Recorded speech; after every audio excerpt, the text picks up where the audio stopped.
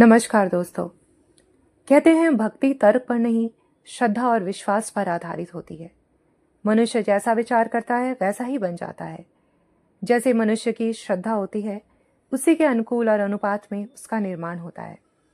आज मैं आपको एक ऐसी कृष्ण भक्त मुगल राजकुमारी की बात बताने जा रही हूँ जो मीराबाई के लगभग 150 साल बाद हुई, जिसे इतिहासकारों ने मुगलों की मीरा भी कहा है। उसमें भगवान कृष्ण की भक्ति के परिणाम स्वरूप साहस और सत्य मीराबाई के समान ही कूट कूट कर भरा था, और जिसने अपने क्रूर और धर्मान पिता के सामने हार नहीं मानी और समय समय पर उसे चुनौतियां दी। मुगल राजकुमारी ज़ेबुन्निसा मुगल बादशाह आलमगीर औरंगजेब और दिलरास बानो की सबसे बड़ी बेटी थी। बचपन से ही ज़ेबुन्निसा पढ़ने में बहुत होशियार थी और 10-11 साल की उम्र तक उसने पूरी कुरान याद कर ली और शाही पुस्तकालय की सारी पुस्तकें भी पढ़ डाली। बाद में उसने अपने पिता से बाहर से भी किताबें मंगवाईं। औरंगजेब उससे बेहद प्यार करता था और उसके कहने पर उसने कई बार राजनीतिक कैदियों को माफ भी किया। पर उसे अपनी बेटी का शायरी करना पसंद नहीं था, लिहाजा ज़ेबुन्निसा छुपकर मुशायरों में जाने लगी और मख्फी नाम से शायरी करने लगी। सुंदर नैन नक्श और लंबी कद काठी वाली ज़ेबुन्निसा वैसे तो विदुषी महिलाओं की तरह सादगी से रहती, परंतु विशेष मुशायरों में जाने के लिए वह विशेष ढंग से तैयार होती।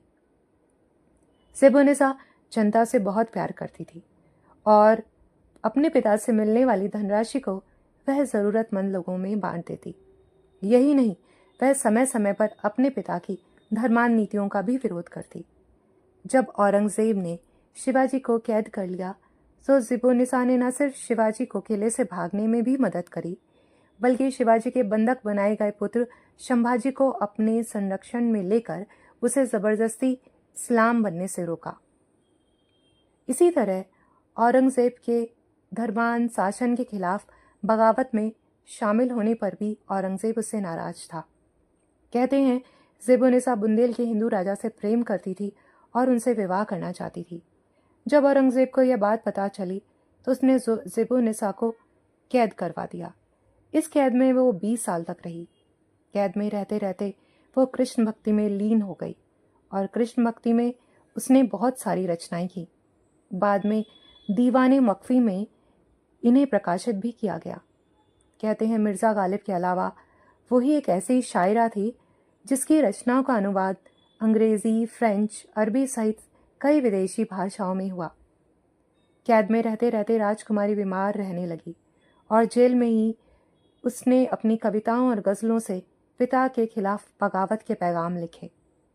26 मई 1702 को सलीमगढ़ के किले में ज़ेबुन्निसा ने कैद में ही दम तोड़ दिया और एक क्रूर और निर्दयी पिता की कैद से हमेशा के लिए मुक्त हो गई। उसकी ये फारसी में लिखी गई नज़्म आखिरी समय में उसके अकेलेपन और दर्द को दर्शाती है।